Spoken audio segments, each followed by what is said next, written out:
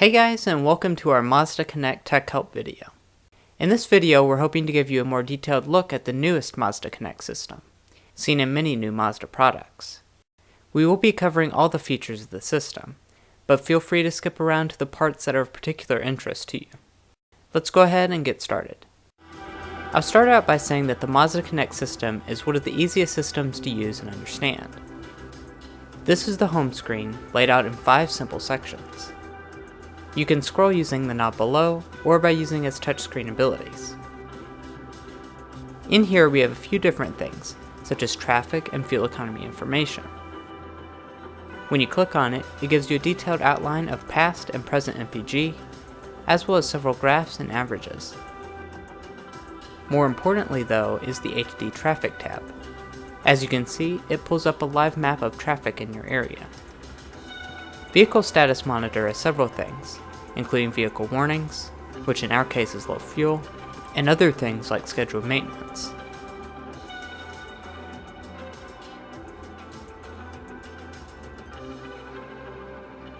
Moving on from that, we have the Entertainment tab. Currently I have my phone paired to the Bluetooth, so I can play, pause, and skip tracks straight from the screen. The bottom left allows you to switch between different audio sources, like AM, FM, and Sirius XM radio.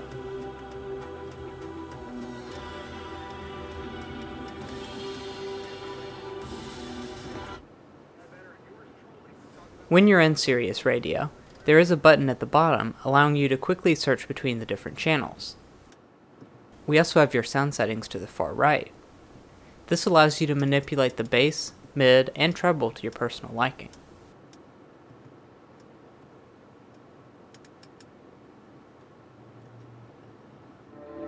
Finally, let's check out the phone section. In here you have all the typical stuff you would expect, such as contacts synced over from your paired smartphone. Scrolling is smooth, and to the right you can search by letter.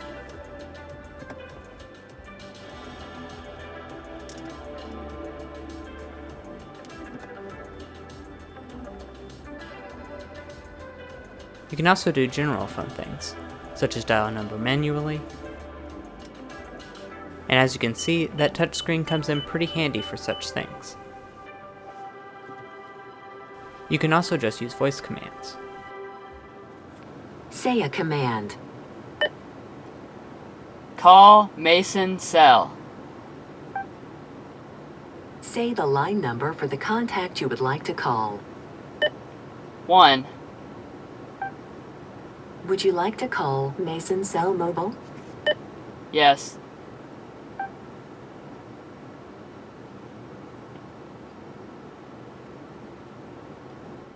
Of course, you can also do things like look at your text messages. It will even read them aloud for you. He's already gone. End of the message. You can then reply to them using a list of quick messages pre-made already.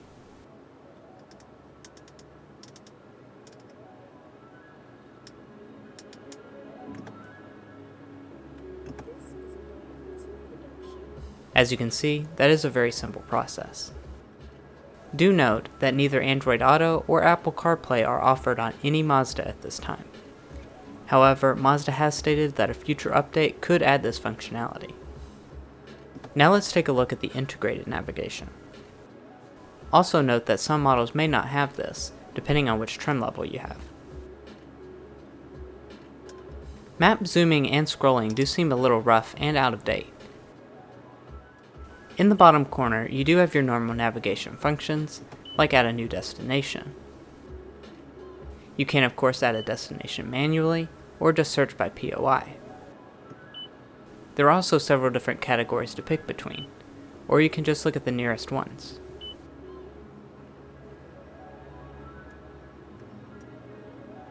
You can navigate to them once you select it. You can change between 2 different navigation views, and there are other settings in here. So with that said, let's go ahead and check out the settings section. The first thing you'll see are the settings for the heads-up display, including brightness and location. You can also pick between different items you want to appear on it.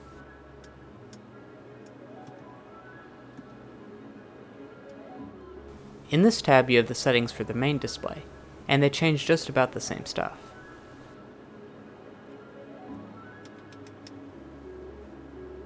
The Safety tab is where you can turn on, off, or adjust many of the advanced safety systems offered on Mazdas. When you click on them, you do have very intricate options, including even how much it vibrates a steering wheel.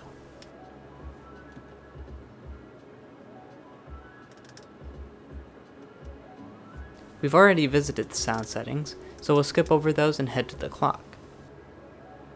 These settings are pretty simple, and it's where you'd switch the time for 12 or 24-hour formats. Vehicle settings is another intricate part of the settings. Here you can change even the smallest of details, like the interior light timeout length. It's very neat that Mazda even allows for these to be adjusted.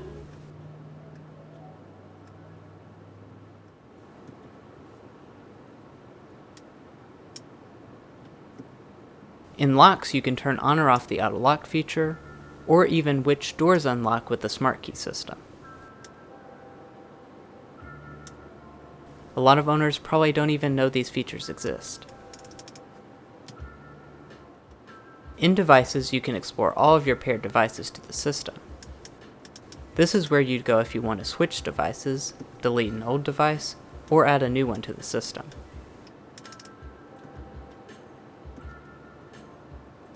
System settings is for general stuff, like switching between miles per hour or kilometers per hour, Fahrenheit or Celsius.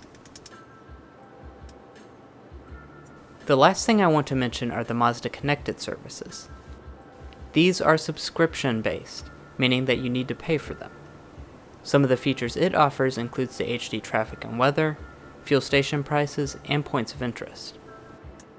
There is also an app called Mazda Mobile Start, which can start, lock and unlock, turn on your climate control, and locate your Mazda regardless of where it's parked. These services are complimentary for 1 year, but do require a $65 annual subscription after that. Well guys, that pretty much concludes the Mazda Connect tutorial. I hope you found this video useful, and we encourage you to check out some of our other automotive content by subscribing to Car Confections. Thanks for watching, and we'll see you next time as we sample more of the latest automotive delicacies.